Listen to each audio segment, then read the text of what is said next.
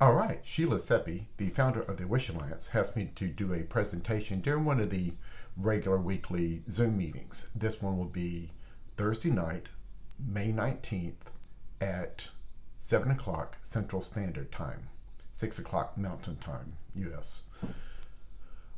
So she just had me fill out a form about a little background about myself and what the topic is going to be on. And I've thought about the topic a little bit. It took me a little while to figure out what to talk about because there's so much. I have 150 something videos here on strange happenings alone.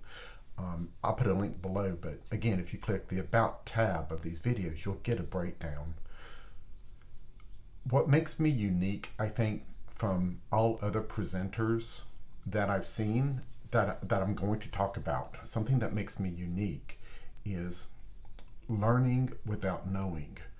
How I learned through intuition, learned in an everyday manner how to increase psychic abilities. So I am going to talk about growing up as a starseed lost in the dark, just like my book title, Starseed Lost in the Dark, about that, having memories from before.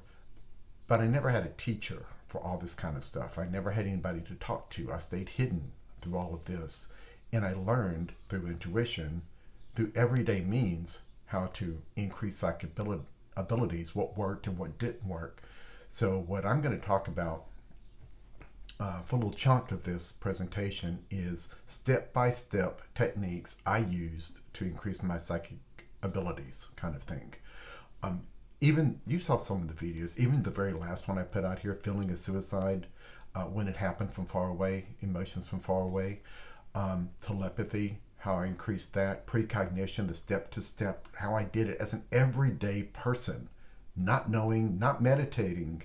I don't meditate, not like everybody else meditates. How I learned how to do this just in driving down the street techniques, kind of thing. Even in the car, driving, doing this kind of stuff. Every techniques for an everyday person to increase psychic abilities. At least that's what worked for me, and that's what I'm going to talk about. I'm going to write down steps. I'll try to do a little PowerPoint presentation like telepathy step 1, 2, 3, precognition steps 1, 2, 3, and these are things that work for me that anybody can do. I mean, you don't have to be a professional at meditating because, like I said, I don't meditate. Anything like that. How to manifest things. One speaker before has said it, and I caught it. And most people meditate and try to force the universe to have something happen, and that's not how it works, at least for me. And things do manifest for me all the time. So I'll talk about how it works. And I've heard one speaker briefly mention it, and she got it exactly right on these Zoom meetings. Exactly right. I don't think anybody else noticed. Nobody noticed. It's like, I'm like, that's it. That's how you do it. And it just skimmed past everybody because they're not talking about meditating and doing all this and learning from a guru. And I'm like, it's all very simple stuff. It's learning without knowing. And for me, I have to have simple stuff. Keep it simple, stupid.